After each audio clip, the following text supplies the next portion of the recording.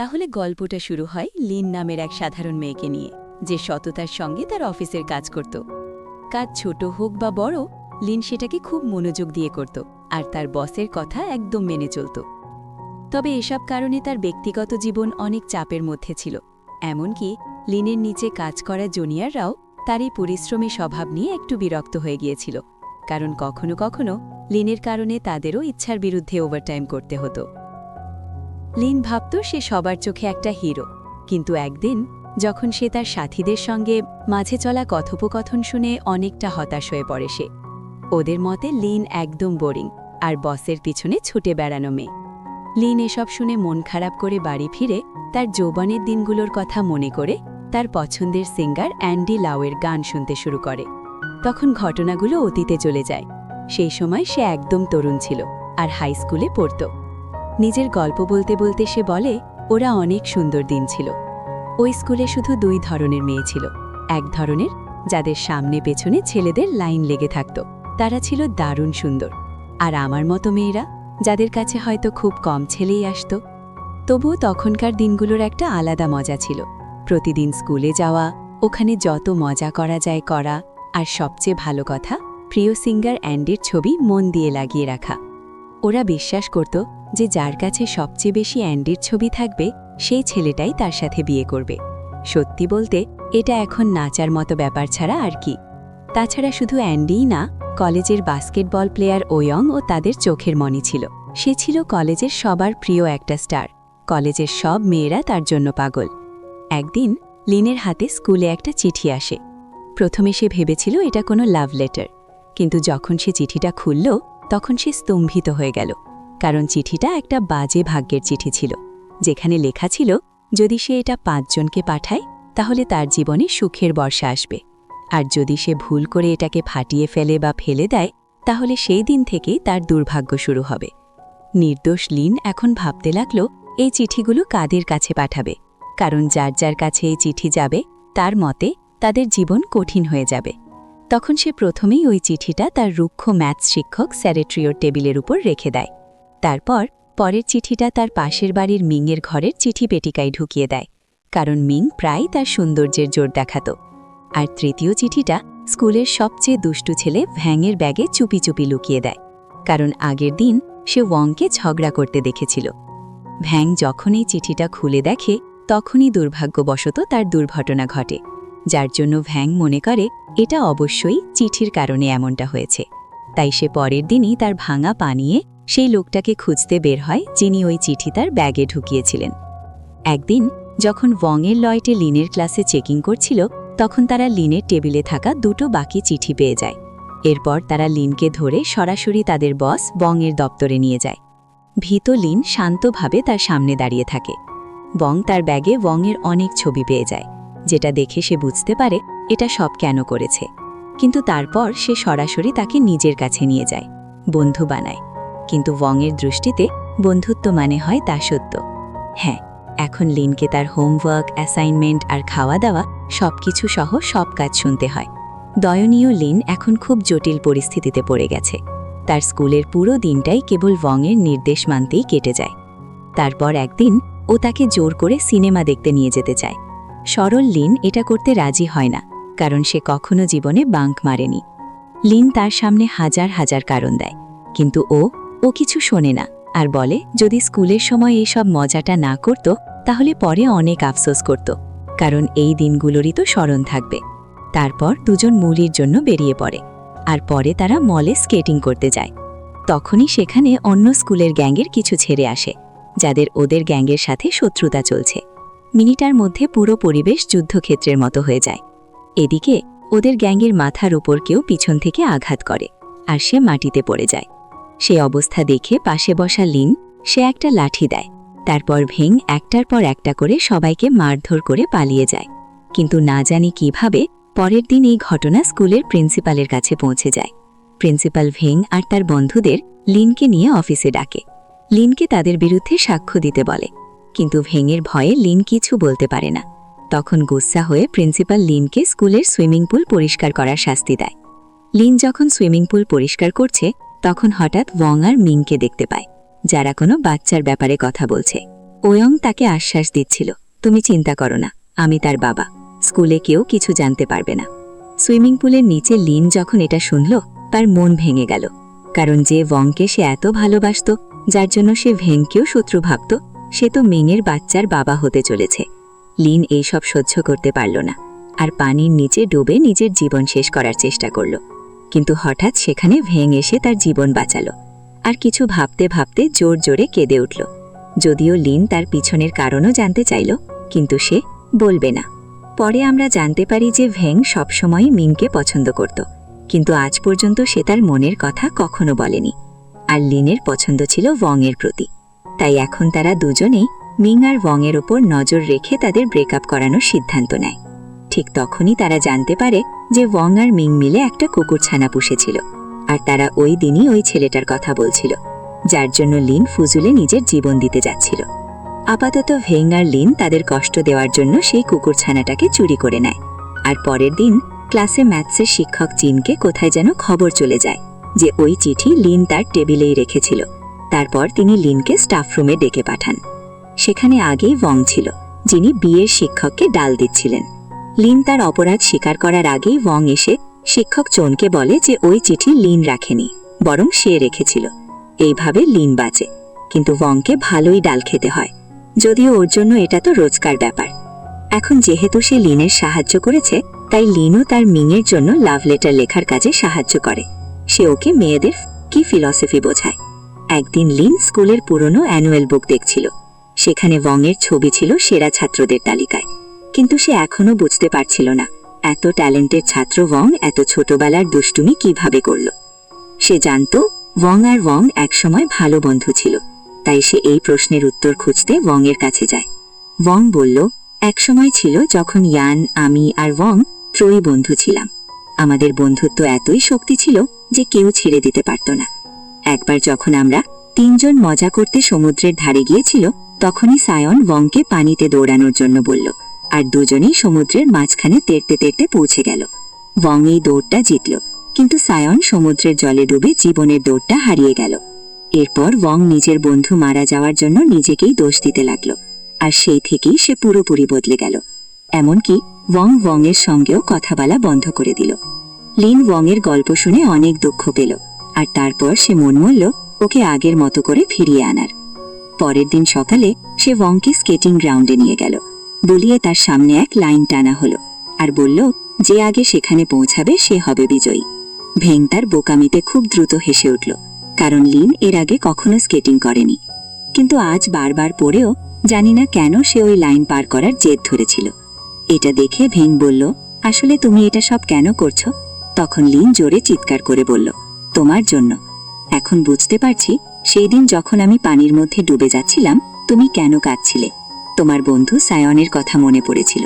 কিন্তু কখনো কখনো জীবন আমাদের কিছু কিছু জিনিস থাকে যা আমাদের হাতে থাকে না। আমরা যে সিদ্ধান্ত নেই তার জন্য নিজেরাই দায়ী। আর সেই দিনও তোমার কোনো ভুল ছিল না। আমি চাই তুমি আগের মতো ভেং হয়ে যাও। এখানেই ভেঙের মনে তার বন্ধুদের কথা আসে, আর পরদিন স্কুলে আমরা দেখি সে পুরোপুরি বদলে গেছে। হ্যাঁ, যেই ভেং ক্লাসে একটাও অক্ষর পড়তো না, আজ সে নিজেই পড়ার জন্য বই খুঁজছে। সে নিজের সঙ্গে অন্য ছেলেদেরও শিক্ষককে মেনে চলার কথা বলছে। সবকিছু যেন একদম বদলে গেছে ছিল। নিজেই শিক্ষকও ওর এই রূপ দেখে অবাক হয়ে গিয়েছিল। তবে লিনের রূপও দেখে সবাই হতবাক ছিল, যিনি এখন মেয়েদের মতো সাজগোজ করে ভেঙ্গের সঙ্গে দেখা করতে এসেছিল, যাকে দেখে ভেং তো একদম স্তম্ভিত হয়ে যায়। কিন্তু তবুও নিজের অনুভূতি লুকিয়ে লিনকে আন্টি বলে চটকানি দেয়। তারপর দুজনে কিছু খেতে একসাথে ম্যাগরিতে যায়। লিন যখন অর্ডার নিতে যায় তখন ওই সময় মিং এসে ভেং এর ওপর নজর দিতে শুরু করে। আসলে ভেং এর বদলানো স্বভাব তাকে বেশ প্রভাবিত করেছিল। ঠিক তখনই লিন এসে পৌঁছায়। সে মিংকে ভেং এর সঙ্গে দেখে একদম ভালো লাগে না, আর আমাদের মনে হয় যেন সে কোথাও না কোথাও এখন ওয়াইনকে ভালোবেসে ফেলেছে। এই জন্য সে তার প্রিয় হিরোইনের মতো করে হেয়ার কাটও করিয়ে ফেলে। আর তারপর যখন সে এই স্টাইলে কলেজে ঢোকে, ওয়াইরেরা সবাই শুধু তাকিয়ে থাকে। আর কিছু মাস পর ওয়াইরিং মিডল এরিয়া পরীক্ষায় প্রথম হয়, কিন্তু প্রিন্সিপাল মনে করে সে নিশ্চয়ই চিটিং করে পাশ করেছে। ওয়াইন তাদের বলে যে এই নম্বর সে কঠোর পরিশ্রম করে পেয়েছে, কিন্তু প্রিন্সিপাল তার এক করেও মানে না এবং ক্লাসের বাকি ছেলেদের ওপর সে চিটিংয়ে সাহায্য করার অভিযোগ আনে। কিন্তু যখন কেউ মুখ খুলল না, তখন সবাইকে শাস্তি দেওয়ার সিদ্ধান্ত নিল। আজ প্রথমবারই ভেং সঠিক ছিল, কিন্তু সবাই তাকে ভুল চোখে দেখল। তাই সে নিজেই প্রিন্সিপালের কাছে গিয়ে বলল শাস্তি যা দিতে চান তাই দিন। এরপর প্রিন্সিপাল তাকে মাঠে 50 রাউন্ড দৌড়ানোর নির্দেশ দিল। ভেংকে স্কুলে দৌড়াতে দেখে সব ছেলেই সেখানে জমায়েত হলো। যখন লিন এটা জানতে পারে, সে প্রিন্সিপালের কাছে গিয়ে পরিষ্কার করে বলল সে কোনোভাবেই চিট করেনি, বরং মেহনত করে ক্লাসে প্রথম হয়েছিল। কিন্তু প্রিন্সিপাল কোনো কথাই বিশ্বাস করতেন না। উল্টা ওদের মতে ওয়াংয়ের মতো ছেলেরা পড়াশোনার জন্য একদমই যোগ্য নয়। তারা বলতেন ওকে ফেল করে স্কুল থেকে বের করে দেওয়াই ভালো। কিন্তু এইবার না জানি কিভাবে ওয়াং শুধু পাশই করল না, পুরো ক্লাসে প্রথমও হলো। লিন কিছু বুঝে উঠতে পারছিল না কি করবে, তাই ওয়াংয়ের পক্ষ নিয়ে পুরো স্কুল জুড়ে আন্দোলন ছড়িয়ে পড়ে, যেখানে ওয়াংয়ের বন্ধু ওয়াংও সাহায্য করে। কিন্তু যখন স্কুলের শিক্ষকরা এই কথা জানতে পারে, তারা লিনের বাড়িতে ফোন করে সবকিছু জানায়, বলে দিল, যার কারণে লিন ঘরে অনেক বকা খায়। অন্যদিকে লিনের সঙ্গে কথা না হওয়ার কারণে ওয়াং বারবার লিনের বাড়িতে ফোন দিচ্ছিল, কিন্তু লিনের বাবা মা তাকে ওই নম্বরে আর ফোন করতে নিষেধ করলেন। তবুও ওয়াং মানল না। আর পরের কল লিন নিজের রুম থেকে ধরল। লিনের কণ্ঠ শুনে ওয়াং এর মন শান্ত হলো, কিন্তু লিন তাকে 2-3 দিন তার নম্বরে ফোন না করতে বলল। ওয়াং আতঙ্কিত হয়ে জিজ্ঞেস করল, সব ঠিক তো? সে বলল হ্যাঁ। আর কিছুক্ষণ পর আমরা ওয়াংকে লিনের বাড়ির ওই যে বাইরে দাঁড়িয়ে তার ঘরে পাথর ছুঁড়ছে তাকাচ্ছে। লিন বাইরে আসে আর তাকে জিজ্ঞেস করে, তুমি শেষমেশ সেখানে কি করছো? সে বলে, আমি তো তোমাকে একবার বলেছিলাম, যখন মেয়েরা বলে সব ঠিক আছে, আসলে কিছুই ঠিক থাকে না, আর তাই আমি আসলাম একদম হঠাৎ করে তোমার খবর নিতে। তারপর দুজন মিলে স্কেটবোর্ডিং করতে যায়। সেখানে ওয়াং লিনকে স্কেটিং করতে সাহায্য করে। সকালে স্কুলে একটা ফাংশন চলছে, যেখানে তাদের নিজেদের ক্লাসে টপ করা সবাইকে দেখানো হচ্ছে।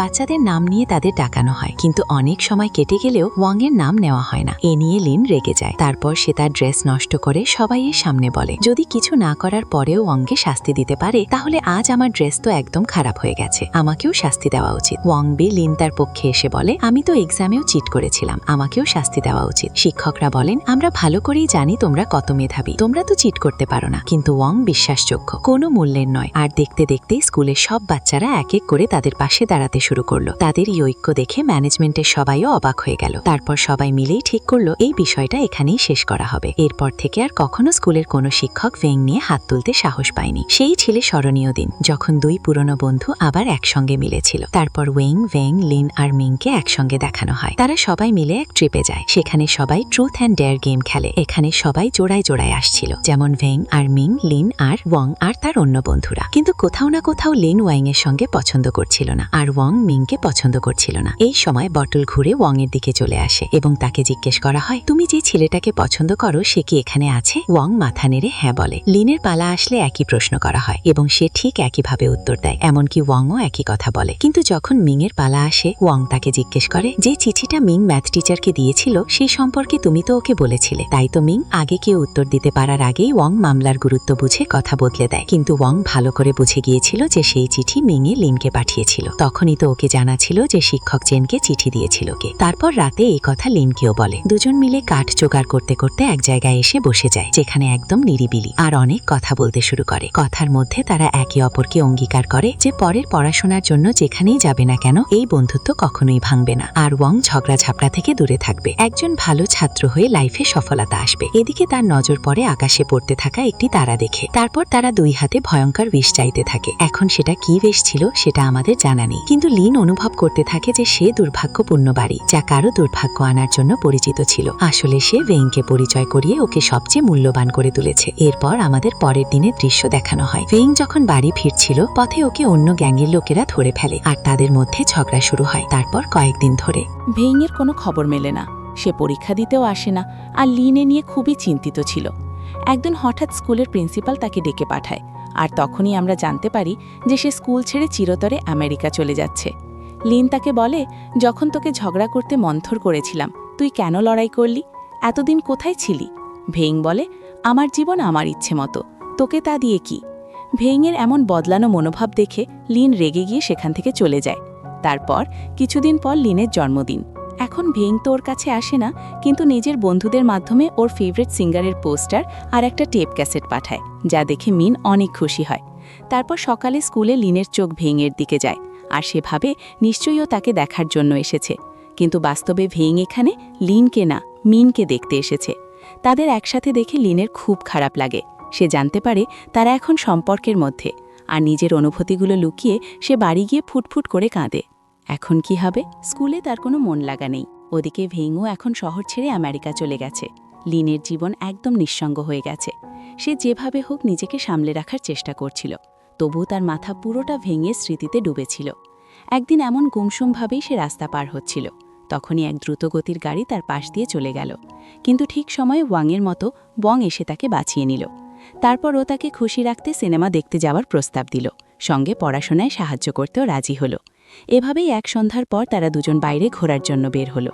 আসলে ওয়াং তোমাকে খুব পছন্দ করত, আর সেই কথাই ওয়াং আমাকে বলেছিল। যেদিন তুমি সেই চিঠি তাকে পাঠিয়েছিলে সেদিন থেকেই সে তোমাকে নিজের হৃদয়ে বেঁধে ফেলেছিল, কারণ তুমি শেষে ওকে ক্ষমা চেয়েছিলে। সেই দিন থেকেই সে তোমার সরলতায় আকৃষ্ট হতে শুরু করেছিল এবং বন্ধুত্বের নামেই হলেও তোমার কাছে আসার চেষ্টা করছিল। কিন্তু এত কিছু হওয়ার পর যখন ওয়াং বুঝল তুমি আমাকে পছন্দ করো, তখন সে তার ভালোবাসা ত্যাগ করে আমাদের দুজনের জন্যে মিলাতে বেশ সময় লেগেছিল। সাথে সাথে ওয়াং ওকে বলেছিল যে সে আমেরিকায় পড়াশোনা করতে গিয়েছিল না, নিজের চিকিৎসার জন্য গিয়েছিল। আসলে মারামারির কারণে তার মাথায় বড় চোট লেগেছিল, যার কারণে তার মাথায় ব্লাড ক্লটিং হয়ে গিয়েছিল।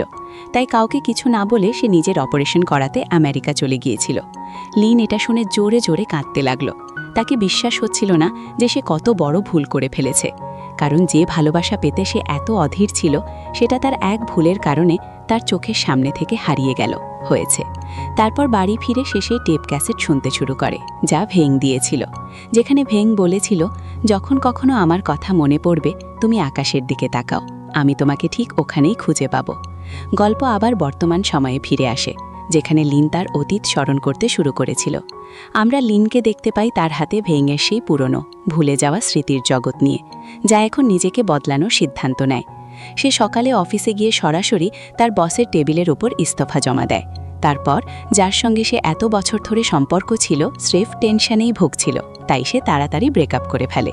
ধীরে ধীরে কয়েকদিন কেটে যায়, আর একদিন লিন জানতে পারে যে তার প্রিয় সিঙ্গার অ্যান্ডি শহরে আসছে, কিন্তু হাজার চেষ্টা করেও টিকিট পায় না। সে মন খারাপ করে পার্কে চলে আসে। সেখানে ভুল করে তার কিচেন পড়ে যায়, যেটা অ্যান্ডি তাকে দিয়েছিল।